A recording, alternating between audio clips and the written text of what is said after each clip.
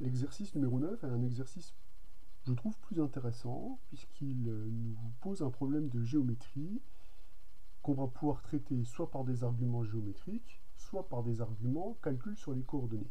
Donc là, il va y avoir deux écoles différentes pour aborder cet exercice, deux écoles qui sont radicalement opposées.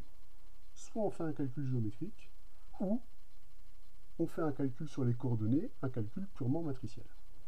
Alors, bon, moi je vais faire un calcul matriciel, hein, puisque c'est quand même un peu le thème de notre... C'est quand même le thème de notre séance de TD, calcul matriciel. Mais c'est pas pour autant qu'à un moment donné,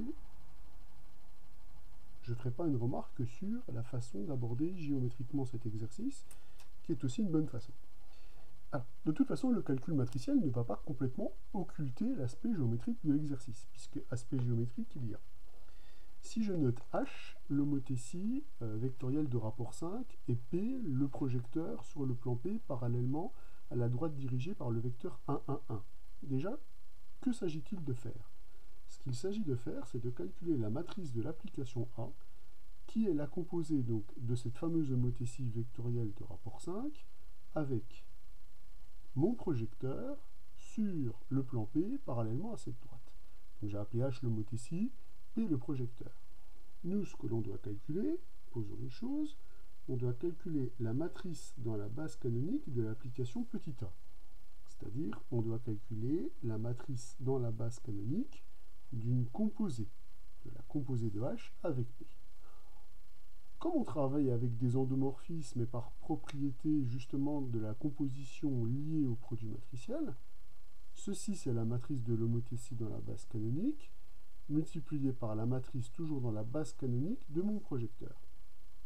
Alors la matrice d'une homothétie de rapport 5, ça c'est super cool, puisqu'on sait que quelle que soit la base dans laquelle on va se placer, c'est 5 fois la matrice identité. Donc là je vais récupérer 5 fois la matrice I3, multiplié par la matrice dans la base canonique de mon projecteur P.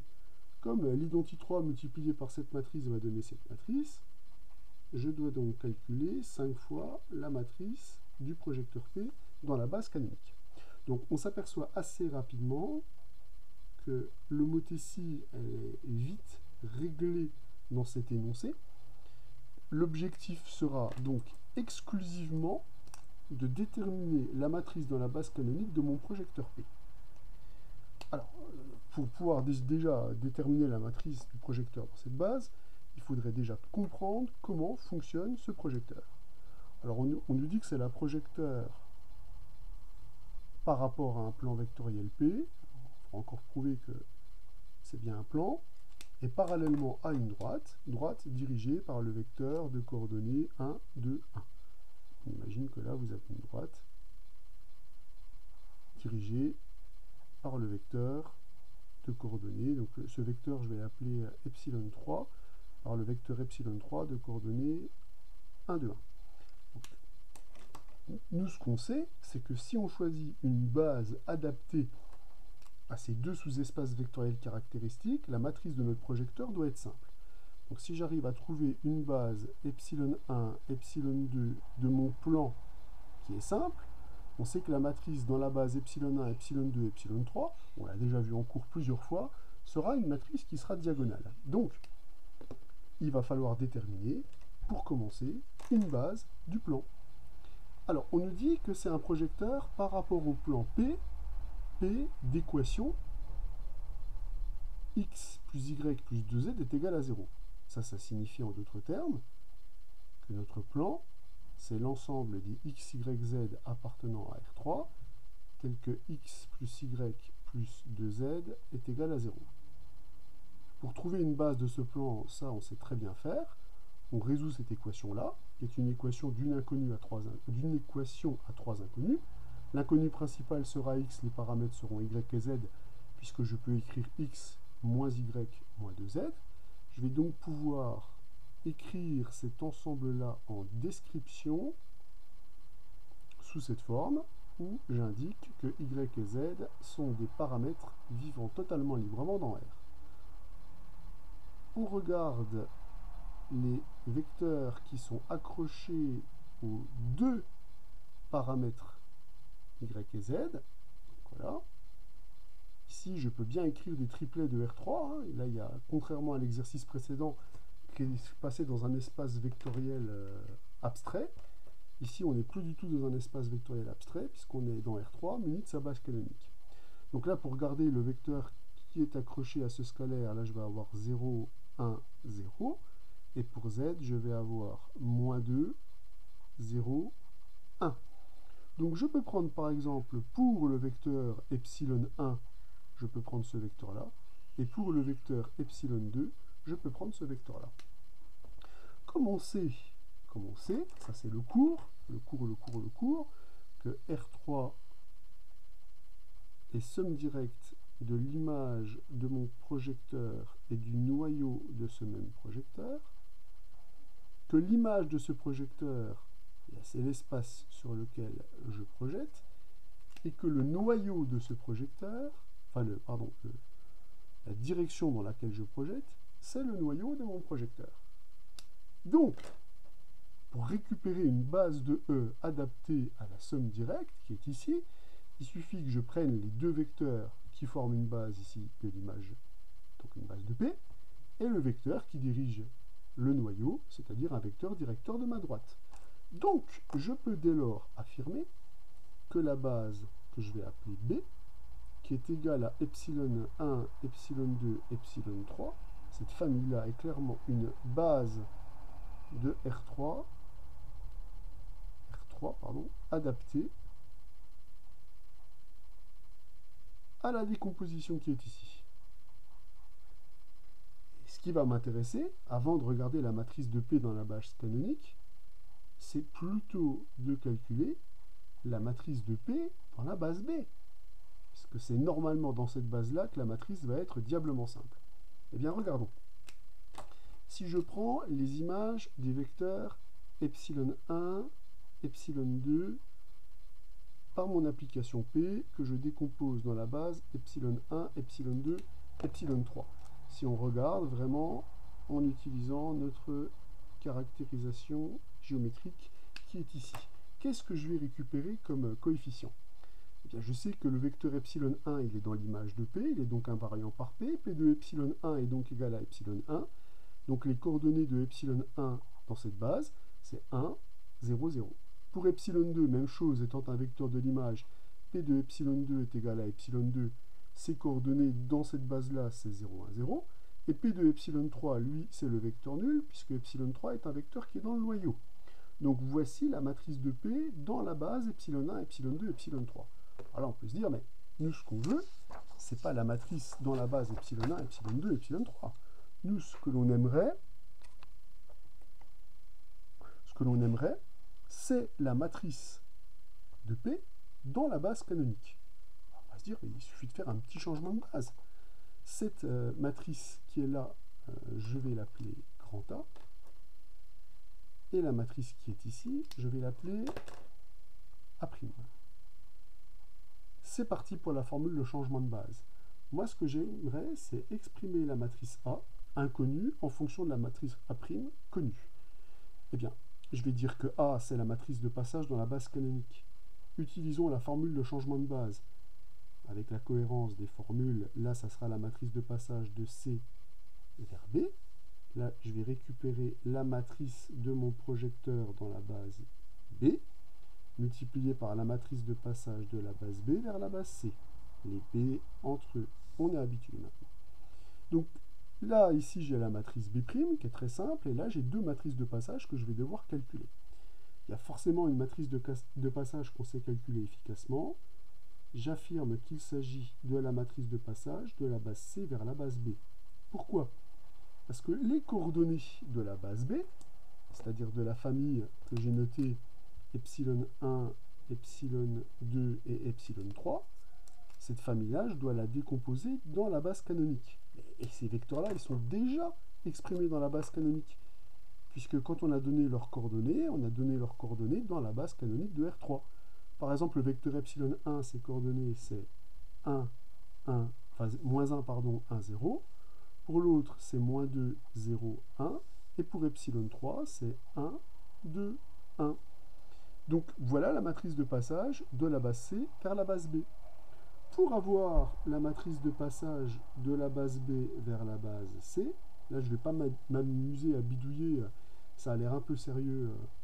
Donc on va utiliser le cours pour dire que cette matrice de passage, c'est simplement l'inverse de la matrice de passage qui est ici. Donc si la matrice de passage de la base C vers la base B, je l'appelle P, la formule que j'ai donc à calculer, c'est P A' P-1. Donc où j'ai noté P, la matrice de passage de la base C vers la base B. Donc voilà ce qu'il nous reste à calculer. La matrice A' on l'a, la matrice P on l'a, il nous reste donc à calculer la matrice P-1. Donc il nous faut donc inverser cette matrice. Le calcul de l'inverse est un calcul classique. On prend la matrice P, on l'échelonne par ligne jusqu'à aboutir à la matrice identité, et on fait subir à la matrice identité les mêmes opérations, la dernière opération nous donnant la matrice inverse. Donc là, je vous laisse calculer l'inverse à votre rythme et vérifier que le calcul que vous obtenez correspond à ce que j'ai obtenu. Ensuite, pour calculer la dite matrice qu'on nous demande, il faut calculer 5 fois la matrice de P dans la base canonique, matrice de P dans la base canonique qui est donnée par ce produit matriciel. Donc il faut calculer 5 fois le produit de P, A', P-1. Alors il va de soi ici que le 5 que l'on a là en facteur, on va s'en servir dans le produit matriciel final pour éliminer toutes les fractions de type 1/5 et pour pouvoir mener les calculs de produit matriciel de manière un petit peu plus agréable. Donc là, je vous laisse finaliser le calcul. On peut maintenant achever le calcul en effectuant le produit matriciel. Vous avez vu que j'ai utilisé la multiplication par 5 ici dans mon MTC vectoriel pour simplifier le calcul de la matrice P-1, puisque le 5 qui est en facteur, je peux le déplacer dans n'importe quelle matrice. Ici, je la déplace dans cette matrice-là.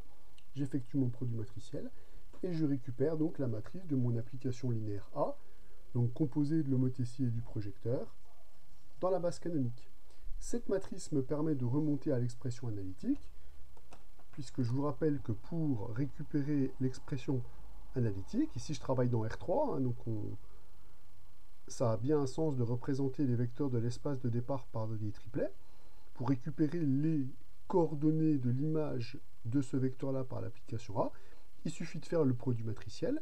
La première coordonnée, c'est donc 4x moins y moins 2z, ce que j'ai indiqué ici.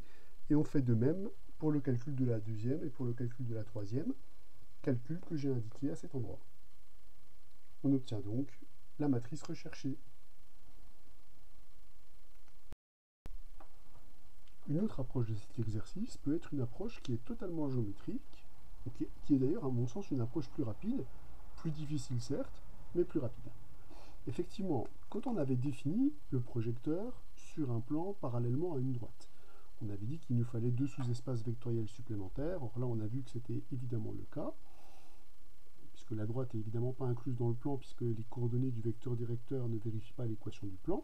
Donc on peut bien définir ce projecteur. Donc, comment est défini le projecteur P de par notre cours? Notre cours nous dit que l'image d'un vecteur V de R3, ça sera ce que je vais appeler la composante VP, le vecteur VP. Alors, qu'est-ce que j'appelle le vecteur VP? On sait que tout vecteur du plan se décompose en la somme d'un vecteur de P et d'un vecteur sur la droite. On se décompose en la somme d'un vecteur qui est dans P et d'un vecteur qui est dans D. Donc, le vecteur qui est dans P, c'est un vecteur qui est inclus dans le plan. Et un vecteur qui est dans D, c'est un vecteur qui est sur la droite. Donc lui, il sera inclus dans le plan qui est dessiné en vert, et lui, c'est un vecteur qui sera collinéaire au vecteur de coordonnées 1, 2, 1. Moralité, pour avoir l'expression de la projection P, il me suffit de décomposer un vecteur x, y, z comme la somme d'un vecteur du plan et d'un vecteur de la droite. Pour trouver l'expression analytique de cette fonction, qu'est-ce qu'il me reste à faire? Il me reste à prendre un vecteur de coordonnées x, y, z et de décomposer ce vecteur en la somme d'un vecteur du plan et un vecteur de la droite. Alors là, ce qui va nous aider, c'est que un vecteur x, y, z, on sait qu'il se décompose puisque ces deux sous-espaces vectoriels sont supplémentaires. Nous, le vecteur qu'on cherche, c'est un vecteur qui a comme coordonnées uv, w. Et le vecteur qui est sur la droite D, lui, il est collinaire à ce vecteur-là. Il va donc s'écrire alpha, virgule, 2 alpha, alpha. Donc voilà les coordonnées du vecteur qui se trouve sur la droite D, où alpha est un nombre réel, a priori, à déterminer. Bon, même si ce n'est pas lui qui nous intéresse, celui qui nous intéresse, je le répète, c'est le vecteur qui est là. Or, que sait-on sur ce vecteur-là? Ce qu'on sait, c'est que il vérifie, ces coordonnées vérifient cette équation. Je vais donc avoir u plus v plus 2w qui est nul. Moralité, je vais pouvoir avoir une contrainte sur ces vecteurs, et donc sur alpha, puisque si je réécris le vecteur que je veux calculer sous une autre forme, je peux le réécrire sous cette forme-là. Vous êtes d'accord? J'ai juste passé le vecteur qui est là dans le membre de gauche. Et je sais que comme le vecteur qui est là est un vecteur qui est dans le plan P, ce vecteur-là appartient au plan P, ces coordonnées vérifient l'équation du plan, donc j'ai la nécessité d'avoir u plus v plus 2w qui est égal à 0. Mais cette condition-là qui porte sur ces coordonnées porte également sur ces coordonnées. Donc on va récupérer que x moins alpha plus y moins alpha plus 2z moins 2 alpha, pardon, il y a un 2 moins 2 alpha est égal à 0. Si je regroupe mes valeurs de alpha, je vais en récupérer 5. Je récupère donc 5 alpha va être égal à x plus y plus 2z. Je vais donc récupérer que alpha va être égal à 1 cinquième de x plus y plus 2z. Donc là, on retrouve la plupart des calculs qu'on a déjà fait. Connaissant alpha, maintenant, je suis capable de calculer le triplet UVW. Le triplet UVW va être égal à quoi? X moins alpha, c'est x moins le terme qui est ici. Donc on va avoir x moins 1 cinquième de x ici, donc ça va nous faire du 4 cinquième de x. Donc moins 1 cinquième de y, moins 2 cinquièmes de z. Et on continue le calcul. Y moins 2 alpha, donc y moins 2 fois ce terme-là, va donc me donner moins 2 cinquièmes de x. Dy, j'en ai 1, moins 2 cinquièmes, j'en ai donc 3 cinquièmes. Et des z, on va juste en avoir moins 4 sur 5.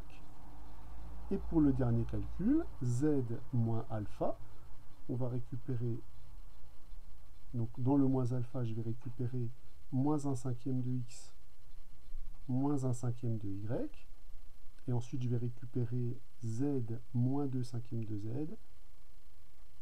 plus 3 cinquièmes de z. Donc on vient de récupérer l'expression analytique de mon projecteur P. Mon projecteur P, son image, c'est exactement ce qui est ici.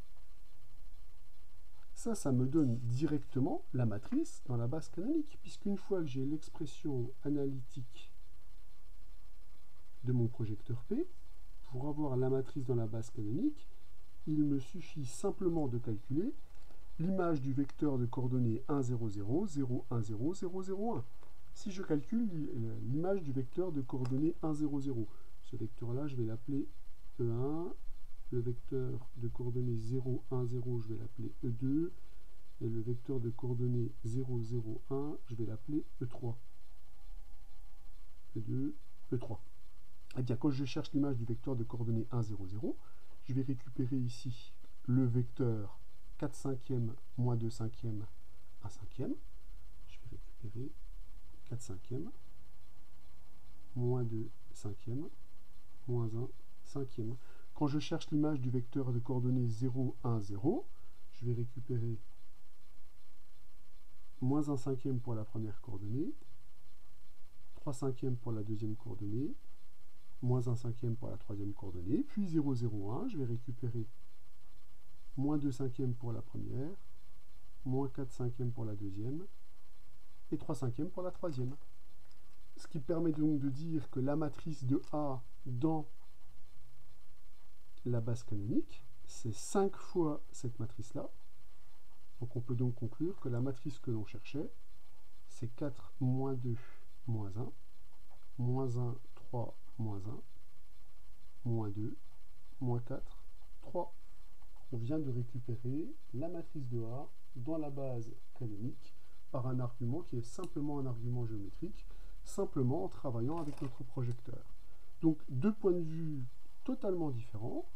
Soit on travaille dans la bonne base, on détermine la matrice dans la bonne base, puis on effectue un changement de base, soit un point de vue plus géométrique, en utilisant la définition d'un projecteur, et en décomposant notre vecteur dans les sous-espaces vectoriels supplémentaires, et là, ça permet de récupérer directement l'expression analytique, donc sa matrice dans la base canonique, et donc la fameuse matrice de l'application A.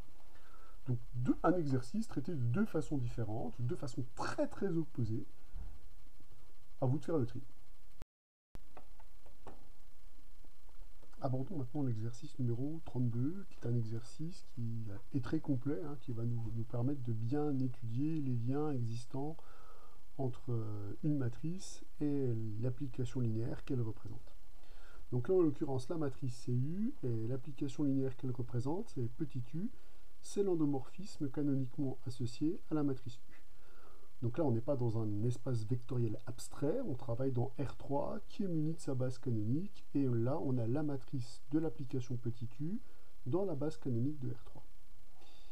Alors, on nous demande déjà de démontrer que le noyau de U2 et le noyau de U moins 2 identités sont des sous-espaces vectoriels supplémentaires de R3, vérifier que le noyau de U n'est pas égal au noyau de U carré, montrer qu'il existe une base dans laquelle la matrice de U est cette matrice-là.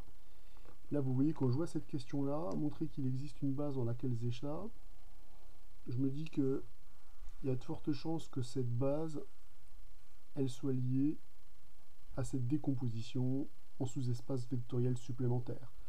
Donc la première chose que je ferai, c'est probablement de me placer dans une base qui est adaptée à la somme directe. Bon, à voir, évidemment. Et puis, trouver la dimension du commutant de U. Là, probablement que le lien sera de relier le commutant de U et le commutant de V et voir que ces deux espaces, en fait, que ces deux espaces vectoriels ont la même dimension. Donc là, il y a encore une histoire de changement de base à mettre en place et à régler. Allez, passons maintenant à la réponse question par question. Alors pour démontrer que ces deux sous-espaces vectoriels sont supplémentaires de U, une possibilité intéressante vu les connaissances qu'on a dans l'exercice, ça serait de trouver une base de cet espace vectoriel, trouver une base de cet espace vectoriel, et montrer qu'en réunissant les deux bases, on obtient une base de R3. Donc, je vais commencer par trouver une base du noyau de U moins 2 identités. Donc, on va déjà chercher une base du noyau de U moins 2 identités de R3. Alors, pour faire ça, je dispose déjà de la matrice. Je dispose de la matrice de U moins 2 identités, puisque la matrice de U moins 2 identités, c'est juste la matrice U qui est ici, moins 2i3. Donc cette matrice, ça va être moins 1, moins 1, moins 2, 1, 1, 2. Oh tiens, c'est drôle. Ces deux colonnes, elles sont opposées. Moins 1, moins 3, moins 4. Alors, en fait, ici, on va pouvoir noter qu'il n'y a aucun calcul, qu'on va pouvoir raisonner complètement directement. Qu'est-ce que je peux dire? Je peux dire qu'en additionnant les deux colonnes qui sont ici, je vais récupérer 0. Donc, ces deux colonnes, elles représentent quoi? Elles représentent pour la première. Alors je vais donner un nom à cette application, je vais l'appeler G pour faciliter un peu les calculs. La première colonne représente G du premier vecteur de la base canonique. La deuxième colonne représente G du deuxième vecteur de la base canonique. Donc j'obtiens que la somme de ces deux vecteurs, c'est le vecteur nul de R3. Donc j'obtiens que G appliqué au vecteur E1 plus E2 est égal au vecteur nul de R3. Donc on obtient que E1 plus E2 appartient au noyau de G. G, c'est U moins 2 identité de R3. Donc là, on vient de pêcher un vecteur non nul dans le noyau. Comme on est dans la base canonique, je peux bien dire que ça représente le triplet 1, 1, 0. D'une part. D'autre part, qu'est-ce que je peux dire? Bien, je peux dire que les deux colonnes qui sont ici, la première représente G2,2, la deuxième représente G2,3, ces deux colonnes-là sont clairement pas des vecteurs proportionnels. Donc en examinant cette famille libre, on récupère que le rang de G, il est nécessairement supérieur ou égal à 2. Puisque le rang de G, c'est la dimension de l'image de G, et on vient déjà de trouver deux vecteurs linéairement indépendants en image. Donc, avec la formule du rang, on récupère que la dimension du noyau de G, c'est la dimension de R3 moins le rang de G. Donc comme le rang est supérieur ou égal à 2, la dimension du noyau est inférieure ou égale à 1. Donc ça veut dire soit je suis de dimension 0, soit je suis de dimension 1. Mais comme on a trouvé déjà un vecteur non nul dans le noyau de G, on peut donc bien dire que le noyau de G est de dimension 1 et que le noyau de G, c'est exactement l'espace vectoriel engendré par E1 plus E2. Donc voilà, déjà, on a réglé le sort du noyau de U moins identité. Je vais peut-être écrire plus clairement la conclusion. Le noyau de U moins 2 identités de R3, c'est l'espace vectoriel engendré par le vecteur E1 plus E2. Voilà ce qu'on vient de faire, quasiment sans calcul. Pour le noyau de U2. Alors, pour le noyau de U2, on a envie de se dire, il nous manque la matrice de U2. Si on avait la matrice de U2, on pourrait faire un raisonnement similaire, éventuellement résoudre un système. Enfin, sauf que la matrice dans la base canonique de l'application petit u, rond petit u, c'est la matrice U au carré. Il suffit qu'on calcule le carré de la matrice U. Alors si on calcule le carré de la matrice U qui est là, on va récupérer 2, 2, 0, 2, 2, 0, moins 2, moins 2, et 0. Ouh, alors ça c'est diablement intéressant, je pense qu'il n'y aura pas de calcul.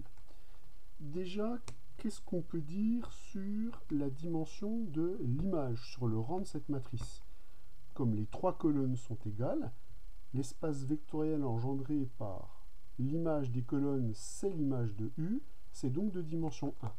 Donc on obtient déjà que le rang de la matrice U carré est égal à 1. Si on applique la formule du rang, on va récupérer que la dimension du noyau de U carré, c'est la dimension de R3, 3 moins le rang de U rond U, c'est-à-dire C2. Moralité, pour trouver une base du noyau de U2, il suffit de trouver deux vecteurs non collinéaires dans ce noyau. Mais si vous regardez les deux colonnes qui sont ici, la première représente U2 de U1, la seconde représente U2 de U2. Vous remarquez que ces deux colonnes sont égales, donc que U2 de E1 est égal à U2 de E2, c'est une égalité, voilà. Et que par conséquent, vous récupérez que leur différence due au fait que l'application U2 est linéaire, l'image de cette différence est nulle. On récupère donc que le vecteur E1 moins E2 appartient au noyau de U2. Vous voyez qu'on peut faire strictement le même raisonnement avec la colonne U2 de E3 et U2 de E2. Donc je peux parfaitement dire qu'en faisant le même raisonnement, U2 moins E3 appartient au noyau de U2. Or, les deux vecteurs qui sont ici ne sont clairement pas collinéaires, donc je peux attester que la famille qui est formée par ce vecteur-là et ce vecteur-là est une famille qui est libre. Le premier, par exemple, ses coordonnées, c'est 1, moins 1, 0. Le deuxième, ses coordonnées, c'est 0, 1, moins 1. Cette famille-là, elle est libre à deux vecteurs dans ker U2 de dimension 2.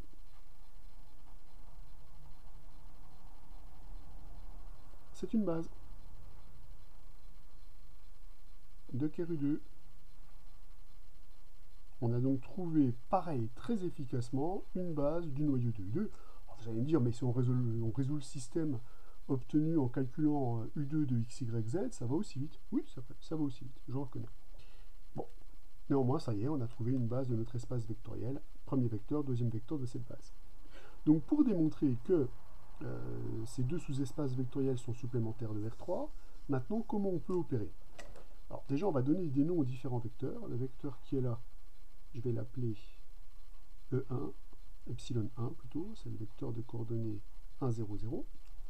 Le vecteur qui est ici, je vais l'appeler epsilon 2. Donc, epsilon 2, c'est le vecteur de coordonnées 1, moins 1, 0. Et le petit dernier, le vecteur epsilon 3, qui est ici, je vais l'appeler, donc epsilon 3, c'est 0, 1, moins 1. Alors on a vu que ces deux vecteurs-là forment une base du noyau de U2, et ce vecteur-là forme une base du noyau de U moins identité. Donc on peut affirmer avec le cours que on a R3 qui est égal au noyau de U2 plus le noyau de U moins 2 identités de R3, si et seulement si la famille qui est obtenue en réunissant une base du premier et une base du deuxième est une base de l'espace vectoriel R3. Alors pour montrer donc du coup que cette famille est une base de R3, je vais déjà exploiter le fait que cette famille, le nombre de vecteurs de cette famille est égal à 3. Et ça, c'est la dimension de l'espace vectoriel R3. Et donc que cette famille est une base, une base de R3 bien sûr, si et seulement si elle est libre. Là je ne peux pas utiliser la collinéarité puisque j'ai 3 vecteurs, on ne sait que ça marche que pour 2 vecteurs, donc on va devoir démontrer qu'elle est soit libre soit génératrice. Alors je vais montrer qu'elle est libre, ça va nous faire résoudre un système. Donc je suppose que j'ai 3 réels tels que alpha epsilon 1 plus bêta epsilon 2 plus gamma epsilon 3 est égal au vecteur nul de R3. Je calcule les coordonnées de ce vecteur. Les coordonnées, ça va me donner donc alpha plus bêta pour la première coordonnée, alpha moins bêta plus gamma pour la deuxième coordonnée, et moins gamma pour la troisième coordonnée est égal à 0, 0, 0. Cette relation-là permet déjà de dire que gamma est égal à 0. Mais si gamma est égal à 0, je récupère que alpha plus bêta est nul et alpha moins bêta est nul. En additionnant, j'obtiens que 2 alpha est nul, donc que alpha est nul. Et si alpha est nul, bêta est nul. La famille que j'obtiens est donc une famille libre à 3 vecteurs dans un espace de dimension 3, c'est une base. Comme c'est une base, on a bien ces deux sous-espaces vectoriels qui sont supplémentaires, grâce à l'une des caractérisations de sous-espaces vectoriels supplémentaires du cours. Vous verrez dès samedi qu'on aura bientôt un outil encore plus efficace pour démontrer que cette famille est une base, le déterminant. La question 2 demande d'établir que le noyau de U est différent du noyau de U2. Je vous fais déjà remarquer qu'on a une inclusion universelle. On a l'inclusion universelle du noyau de U qui est inclus dans le noyau de U rond U. Alors pour pouvoir savoir si ces deux espaces vectoriels sont égaux ou différents, là on vous demande de démontrer qu'ils sont différents. La première chose à regarder, c'est les dimensions. Et les dimensions, il me semble qu'on y a accès relativement facilement. Alors il y a déjà la première question. La première question qui atteste que la dimension de U rond U est égale à 2. Puis, pour avoir un renseignement sur la dimension du noyau de U, je vais plutôt me ramener à un problème de rang, puisque le rang d'une matrice, c'est assez facile à visualiser. En tout cas, c'est assez facile de voir quelles sont les valeurs qui ne sont pas possibles. La dimension de R3 est égale à 3, et le rang de U. Le rang de U, le rang de petit u, c'est le rang de n'importe quelle matrice qui le représente, donc c'est aussi le rang de cette matrice. Or, on constate que les deux premières colonnes de cette matrice ne sont pas proportionnelles. Donc, on peut déjà attester que le rang de U sera supérieur ou égal à 2, puisque les deux colonnes qui sont ici sont des vecteurs de l'image et forment une famille libre, donc la dimension de l'image est déjà plus grande que 2. Moralité, si la dimension de l'image de U est plus grande que 2, avec la formule du rang, j'obtiens que le noyau de U est de dimension inférieure ou égale à 1. Donc, il n'est déjà pas possible d'avoir ces deux espaces vectoriels égaux, puisqu'ils ne peuvent pas être de même dimension. Donc, on peut affirmer que la différence entre les dimensions implique la différence entre les sous-espaces vectoriels. Donc on a bien démontré que le noyau de U était différent du noyau de U2.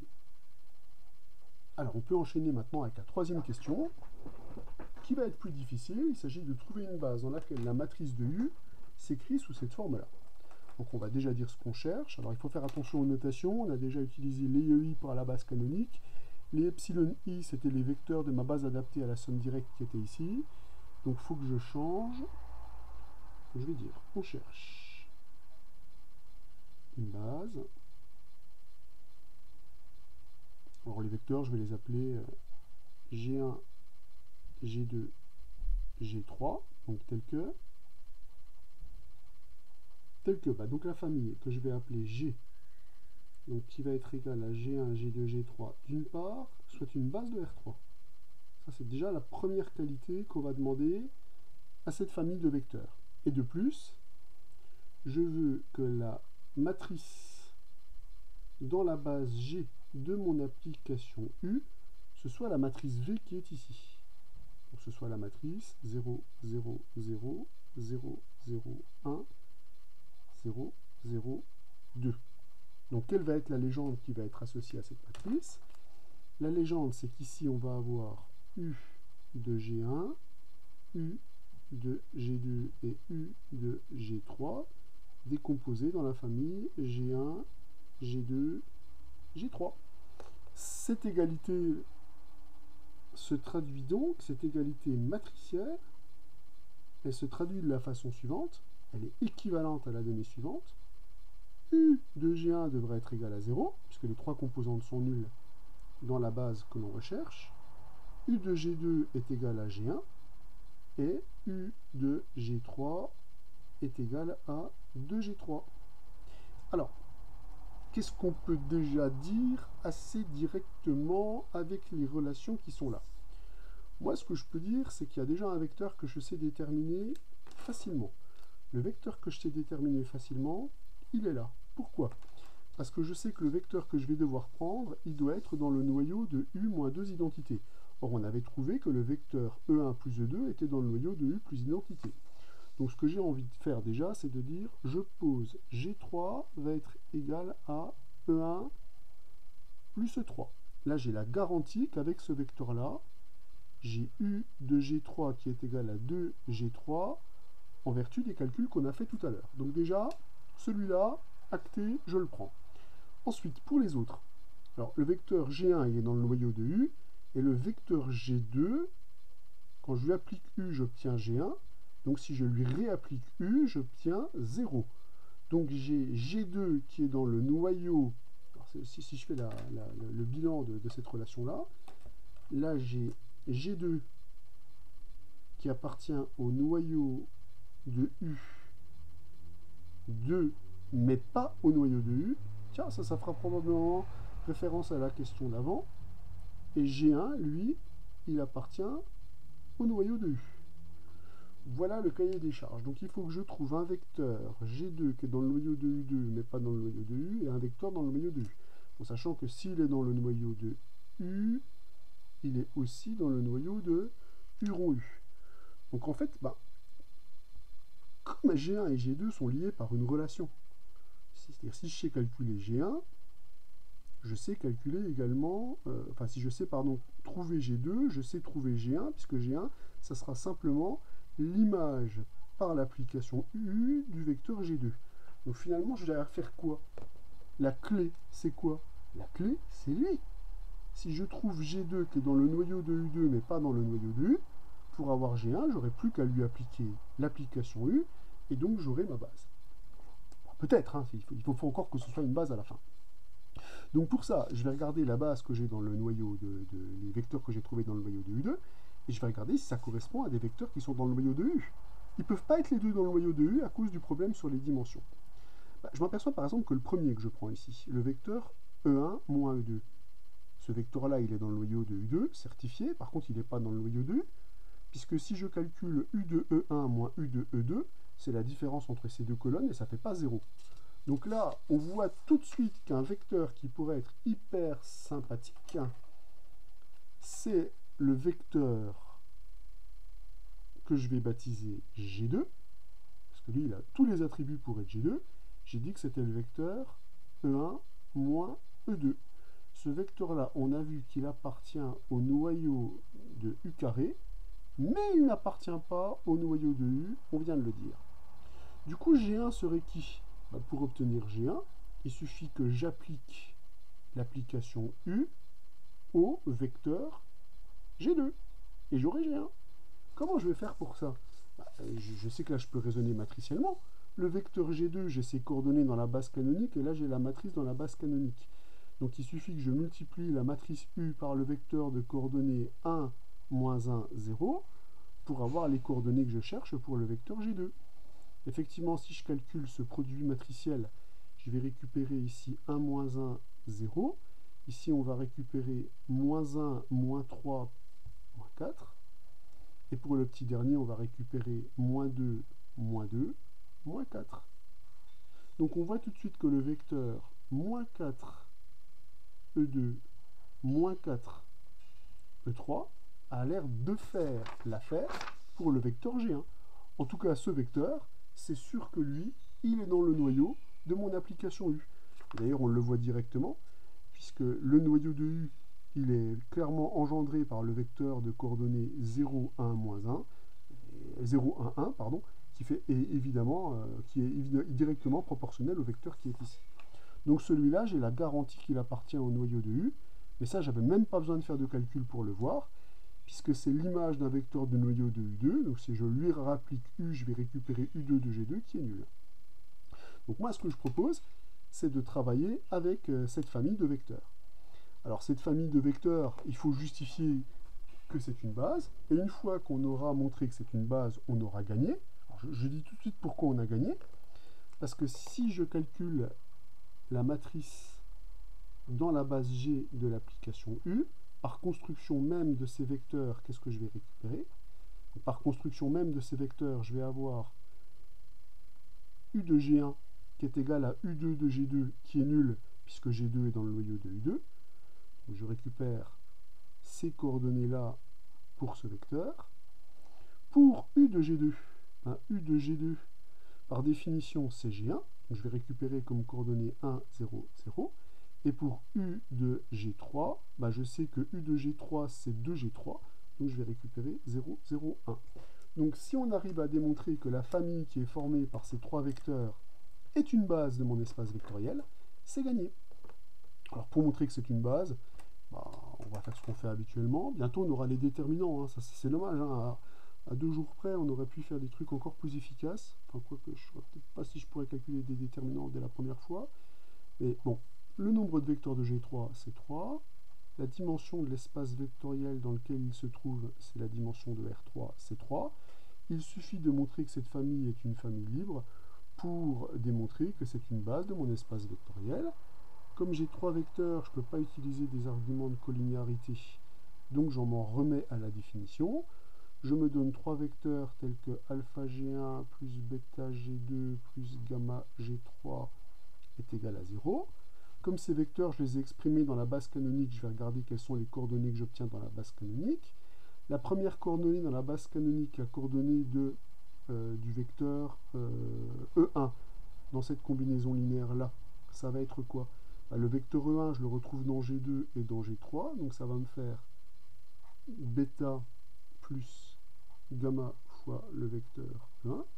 Le vecteur E2, on le retrouve dans le vecteur G1 avec le poids moins 4, donc moins 4 alpha, et on le retrouve dans le vecteur G2 avec un poids moins 1, moins bêta E2, plus la composante E3, on va la retrouver dans le vecteur G1, donc ça va me faire moins 4 alpha, et dans la composante G3 plus gamma. E3 est égal à 0. Et comme E1, E2, E3, c'est la base canonique, c'est une famille libre, je récupère que bêta plus gamma est égal à 0. Je récupère que bêta va être égal à 4 alpha. Et je récupère que gamma va être égal à 4 alpha. Donc on récupère que bêta est égal à gamma, donc que 2 bêta est nul, donc que bêta est nul, donc que gamma est nul, et donc que alpha est nul. Donc cette famille est bien une base, et à partir du moment où on a vu que c'était une base, on a tout de suite vu que la matrice de U dans cette base, c'était la fameuse matrice V. C'est donc gagné pour la question 3.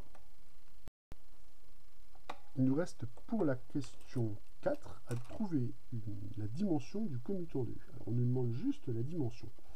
Ça veut donc dire qu'on va pouvoir probablement agir par isomorphisme. Hein. Enfin, bon, on va voir. Donc la dimension du commutant de l'application U. Ok. Bon, ben, c'est parti. Si je me donne V, un endomorphisme de R3, je peux déjà attester que V appartient au commutant de U si et seulement si V rond U est égal à U rond V. Donc là, pour faire le lien avec ce que j'ai dit dans mon cours sur les matrices, là j'ai une propriété qui est géométrique. C'est une composition d'endomorphisme. Si je veux me ramener à un problème matriciel réputé plus simple à résoudre dans ce genre de contexte, il faudrait que je fasse quoi? Il faudrait que je passe dans le monde des matrices. Pour passer dans le monde des matrices, il me faut quoi? Une base. Alors là, il ne faut surtout pas se ruer vers la base canonique, il faut regarder ce qu'on a fait dans l'exercice. Dans l'exercice, on a vu que la matrice de U dans la base canonique, c'est ça, bof. Par contre, la matrice de U dans la base G, c'est ça, youpi, youpi, youpi. Donc là, on va faire le choix d'une base. Si possible, d'une bonne base, si on peut. Et là, on peut, puisque le but des premières questions était de nous faire découvrir cette fameuse base G dans laquelle la matrice de U est fort simple. Donc, on va tout de suite dire, ok, dorénavant, on va se placer dans la base G. Donc dans la base G, je vais récupérer la matrice de V rond U et la matrice de U rond V dans la base G. Maintenant, je vais utiliser toutes les propriétés sur les matrices. La matrice de la composition, c'est le produit des matrices. Donc je vais récupérer la matrice de V dans la base G, que je vais noter M, multiplié par la matrice de U dans la base G, qui est égale à V, qui va être égale à, ça va être la même chose, ça va être VM. Donc attention, j'ai noté M, c'est la matrice dans la base G de l'application petit v qui est inconnue. Donc moralité, on vient de démontrer que si U commute avec, si V commute avec U, M commute avec V, et si M commute avec V, alors V commute avec U. Donc ces deux propriétés sont équivalentes. Donc on vient de démontrer en fait que l'application qui est définie sur le commutant de V et qui m'associe une matrice qui est dans le commutant de la matrice V, l'application qui est dans le commutant de U, pourquoi j'écris le commutant de V? Application donc qui a V associe sa matrice dans la base G, cette application-là est un isomorphisme entre le commutant de U et le commutant de V.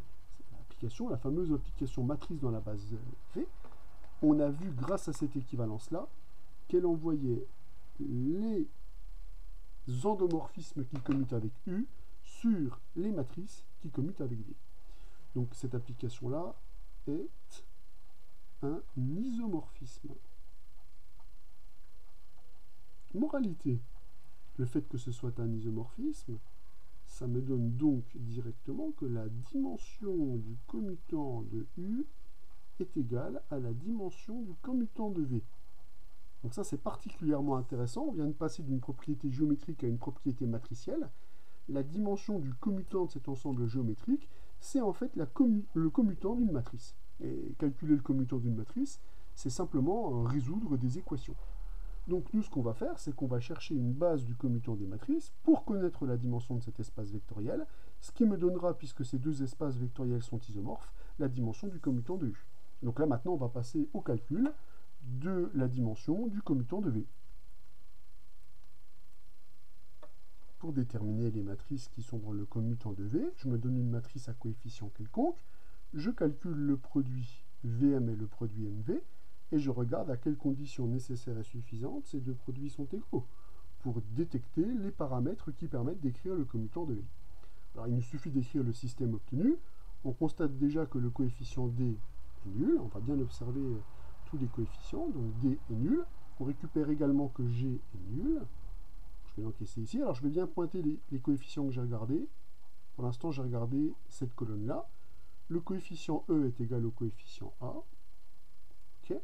Le coefficient D est nul, mais ça je l'ai déjà noté, je pointe bien à chaque fois que je regarde quelque chose, le coefficient G est égal à 2H, ok, ça c'est noté, le coefficient F est égal à 2C, super, le coefficient F est nul, ça c'est intéressant, parce que si F est nul, j'ai aussi C qui est nul, donc cette équation, elle disparaît, et enfin, j'ai 2i qui est égal à 2i, donc j'obtiens que 0 est égal à 0. J'obtiens donc qu'il n'y aura pas de condition sur i. Donc j'obtiens que les conditions nécessaires et suffisantes que je récupère, ce sont les conditions nécessaires et suffisantes que j'écris ici. Ce qui veut donc dire que le commutant de V est donc égal aux matrices qui vont s'écrire. Alors, je vais voir A comme paramètre et E comme inconnu principal pour écrire ma matrice. Donc là, je vais dire que E est égal à A. Je le remplace par A ici, donc j'obtiens déjà cette condition-là. Sur B, il n'y a aucune condition, donc B, c'est B. Le coefficient C est nul, le coefficient F est nul, le coefficient D est nul, le coefficient G est nul, le coefficient H. Alors H, il y a une contrainte sur lui, si je ne me trompe pas. Et le coefficient I sur lui... Ah bah le coefficient H, il est nul aussi. Crétin, je ne l'avais pas vu. Donc H est nul et I, lui, bah, il est complètement libre, il n'y a pas de contrainte sur lui. Donc les matrices qui sont dans le commutant de V, elles vont s'écrire comme cela. Donc on peut déjà voir poindre probablement un espace vectoriel de dimension 3, puisque si je regarde les matrices qui sont accrochées aux différents paramètres, je vais récupérer déjà une matrice définie par bloc de cette façon-là, qui est accrochée au paramètre A, une autre matrice accrochée au paramètre B, comme ceci, qui est d'ailleurs indépendante de la précédente, on peut le voir, et enfin, plus, C, I, aïe aïe aïe, ouais, bon j'aurais pu écrire E33, hein. Vous excuserez ma maladresse, voilà, donc on vient de décrire le commutant de V sous cette forme-là. Donc on a bien des matrices ici qui sont complètement indépendantes de paramètres. Je vais les appeler grand X, grand Y et grand Z. Donc là on vient de démontrer que le commutant de V n'est autre que l'espace vectoriel engendré par X, Y, Z. C'est donc un espace vectoriel de dimension inférieure ou égale à 3. Or j'affirme que ces trois matrices-là forment une famille libre, puisque si j'écris une combinaison linéaire nulle de cette matrice, je vais récupérer que cette matrice est nulle, donc que I A B sont nuls, par égalité des coefficients des matrices. Donc, on obtient que la dimension du commutant de V, c'est 3. Donc, que la dimension du commutant de U, c'est 3. Donc là, on voit bien comment s'articulent les différentes questions au moment où on aborde l'exercice.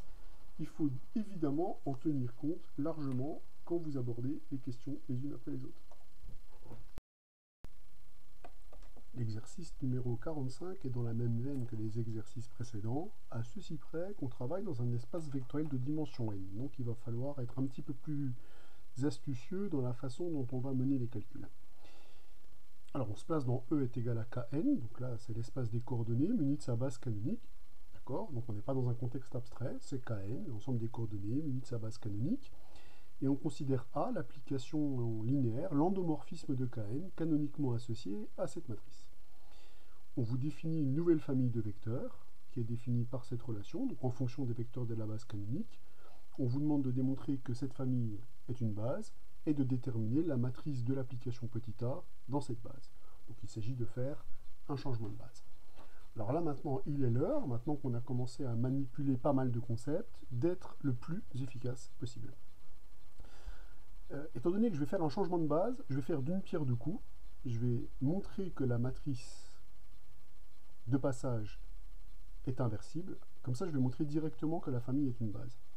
Je m'explique. Ce qu'on note matrice de passage, par exemple, de la base canonique qu'on a appelée B vers la base B', donc ça n'est pas encore tout à fait une matrice de passage, dans le sens où, pour être matrice de passage, elle doit être inversible. Hein. Donc je vais préciser évidemment ce que je vais raconter.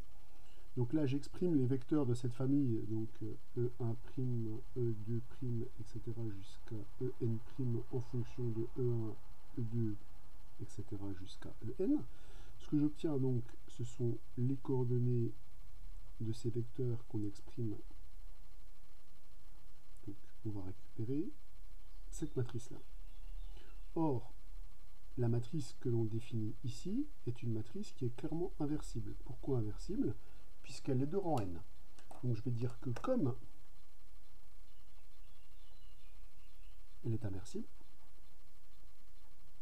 je vais préciser directement pourquoi, hein. Comme elle est de rang n, hein, je vous rappelle que c'est une matrice échelonnée par ligne, il suffit de compter le nombre de pivots pour savoir si elle est inversible. Donc comme elle est de rang n, elle est inversible. Donc comme elle est de rang n, elle est inversible. Donc la famille de ces vecteurs colonnes forme une base de notre espace vectoriel. Or, la famille des vecteurs colonnes, c'est les vecteurs E1', E2', En'. C'est donc une base de l'espace vectoriel dans lequel on se place. C'est donc une base de Kn. Et donc cette matrice-là est bien définie comme étant la matrice de passage entre deux bases. Donc n'oubliez pas qu'à partir du moment où vous écrivez la matrice d'un système de vecteurs et que cette matrice est inversible, et ben ça devient la matrice de passage de la base qui est ici vers la base qui est ici. Donc là, on peut faire d'une pierre deux coups. En justifiant l'inversibilité de cette matrice, on démontre que les vecteurs, la famille des vecteurs associés, est une base de notre espace vectoriel. Alors, nous, ne perdons pas de vue ce que l'on veut calculer. Hein. Nous, ce que l'on veut calculer, c'est la matrice de l'application petit a dans la base B'. Alors ça, on sait qu'on peut y arriver par changement de base, c'est pour ça que j'avais un petit peu anticipé les changements de base. C'est la matrice de passage de B' vers B, fois la matrice de passage dans la base B de A, fois la matrice de passage de B vers B'. Alors, on connaît déjà cette matrice-là, que je vais baptiser P. Donc, nous, la matrice qu'on a à calculer, la matrice dans la base B' de A, c'est donc, là j'ai la matrice P-1, puisque c'est l'inverse de cette matrice-là d'après le cours, fois la matrice qu'on nous donne ici, donc cette grosse matrice qui est là, Berk, la matrice A, fois la matrice P. Donc on se dit finalement notre exercice revient à faire quoi? D'une part à calculer P-1 et d'autre part à calculer ce produit matriciel de la façon la plus efficace qui soit. Bon. On ne va pas brusquer les choses. Moi ce que je veux c'est qu'on fasse un minimum de calcul en réfléchissant un maximum à ce qu'on va faire.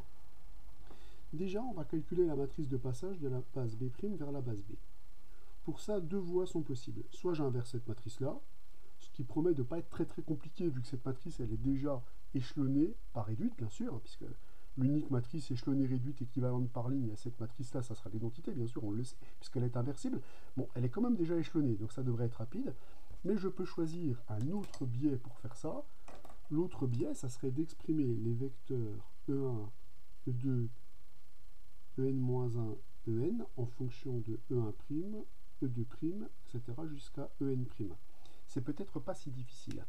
Alors la réponse est non, c'est pas très difficile du tout, puisqu'on voit que pour récupérer ces vecteurs-là, il suffit d'effectuer des différences. Regardez, hein, prenons par exemple le vecteur E1', c'est la somme de tous les vecteurs, de E1 jusqu'à En. Le vecteur E2', c'est la somme de n'importe quoi. Le vecteur E1', c'est juste E1. Qu'est-ce que je raconte comme bêtise? Réparer. Le vecteur E2', c'est le vecteur E1 + plus E2, toujours par définition. E3' c'est E1 plus E2 plus E3, et etc. jusqu'à En' qui est égal à E1 plus etc. jusqu'à En. Comment je peux récupérer les vecteurs pas à pas? Alors déjà, je m'aperçois que le vecteur E1, il est égal au vecteur E1', donc là, ma matrice, elle va ressembler, enfin, en tout cas, elle va avoir une première colonne qui est égale à ça. Pour avoir le vecteur E2 en fonction de ces deux-là, il suffit que je fasse la différence entre E2' et E1', et j'obtiens directement E2. Donc E2, ça va être égal à quoi? Sa décomposition dans cette famille-là, ça sera moins ce vecteur, plus une fois ce vecteur, les autres composantes étant nulles. Donc on va récupérer 1, moins 1, puis que des zéros. Idem ici, pour avoir le vecteur E3, je vais faire celui-là moins celui-là. Donc 1 par rapport à la composante par rapport à E3, moins 1 pour la composante du dessus, et des zéros partout ailleurs. Donc je vais récupérer comme ça des 1 partout sur la diagonale, et des moins 1 au-dessus de la diagonale. Vous pouvez vérifier, ça fonctionne bien pour tous les autres vecteurs. Donc on voit que cette matrice de passage P-1, puisqu'il s'agit bien de P-1, elle est quand même assez facile à obtenir. Alors ensuite, vous allez me dire, bah, le produit matriciel qui s'annonce là, il est hyper pas sexy, il y a des paramètres partout, c'est l'horreur. Bah, on a dit le mot magique, c'est bestial, parce qu'il y a des paramètres. Bah, on va le rendre moins bestial, on va virer les paramètres. Alors comment les virer? Je m'aperçois que cette matrice, elle est constituée de deux matrices très simples, la matrice identité et la matrice des 1. Je m'explique. Moi, j'ai déjà une matrice qui a des bêtas partout sauf sur la diagonale. Moi, ce que j'aimerais, c'est qu'il y ait des bêtas partout, y compris sur la diagonale. Bah, ça, on sait faire. Hein. On introduit bêta sur la diagonale, puis on l'enlève. Donc, si j'écris la diagonale comme ça, c'est toujours alpha, hein, puisque j'ai ajouté et j'ai retiré bêta. Et là, j'ai des bêtas parmi tous les autres coefficients.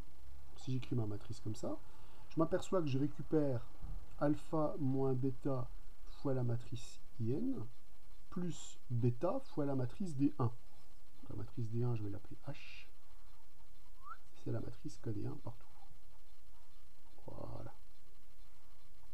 Alors là, je me dis, ce qui est cool, c'est que maintenant, quand je vais calculer cette matrice-là que je vais appeler A', la matrice A', ça va être quoi? Bah, ça va être alpha moins bêta multiplié par P-1 IN fois P, mais P-1 IN fois P, c'est P-1 fois P, c'est donc l'identité. Bon bah donc, ça a été vite calculé. Plus bêta multiplié par H, et H, il va être multiplié par P-1 et P. Alors là, par contre, il va falloir faire le calcul. Enfin, sauf que j'ai plus de paramètres là. Quand je vais calculer P-1 HP, je n'ai plus aucun paramètre. On y va? Donc la matrice H, c'est la matrice des 1. Donc j'ai des 1 partout. Et là, je multiplie par la matrice P-1. La matrice P-1, c'est la matrice qui est ici. Donc on va calculer ligne par ligne. Ah mais attendez. Si je calcule le produit de cette ligne par cette ligne, je le produis de cette ligne par toutes les autres, puisque les lignes sont identiques.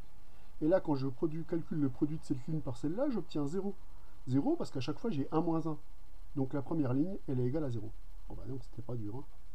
La ligne suivante. Mais c'est pareil. Je vais faire 1 moins 1, 1 moins 1, 1 moins 1, 0. Et je vais avoir cette règle jusqu'où? Alors jusqu'à l'avant-dernière ligne avec 1 moins 1. Par contre, la dernière ligne, non. La dernière ligne, c'est une ligne qui a que des 0, sauf un 1 en dernière position. Donc là, je vais récupérer que des 1. Donc en fait, la matrice P-1 fois H, c'est une matrice qui a toutes ces lignes nulles, sauf la dernière où il n'y a que des 1. Et cette matrice-là, je dois la multiplier par la matrice de passage P, c'est-à-dire la matrice qui est ici. Pareil, hein, je vais regarder ce qui se passe colonne par colonne, jusqu'à la dernière. Alors, qu'est-ce qui se passe? Ah bah déjà, les premières lignes, là, elles sont toujours toutes nulles. Hein. Le calcul est quand même pas violent. Hein. Et la dernière, alors cette ligne fois celle-là, ça fait 1, 2, 3. En fait, je suis en train de compter les 1, d'additionner les termes, donc la dernière, ça sera n. Donc en fait, la matrice que j'obtiens pour H, cette matrice-là, c'est quoi? Donc là, j'ai alpha moins bêta fois la matrice IN, plus bêta multiplié par quelle matrice? La matrice qui a des zéros partout, sauf sur sa dernière ligne, où on a 1, 2, etc., jusqu'à n. Le calcul est fini, et il n'y avait pas de calcul. Donc l'idée, c'est de dire « Ah, des paramètres !» Si on se dit « Ah, des paramètres », il faut essayer de réécrire cette matrice de manière à chasser les paramètres. Bon, ça c'est déjà une idée qui est intéressante, hein, qu'on a déjà exploré plein de fois. Mais là, ce qui me paraît davantage intéressant, et j'essaie de relier ça au cours qui va suivre, bien sûr, c'est le fait de démontrer que, pour montrer qu'une famille est libre, pour montrer, pardon, qu'une famille est une base, il suffit de démontrer que ce qui sera sa matrice de passage est une matrice inversible. Donc on voit que quasiment toutes les notions du cours reviennent à se ramener à une matrice et revient à étudier l'inversibilité de cette matrice. Donc là, j'ai trouvé que c'était assez intéressant de voir que le cours pouvait nous offrir la démonstration d'une base sous couvert de l'inversibilité d'une matrice. Et ça, c'est ce qu'on va explorer samedi, avec notamment la théorie du déterminant.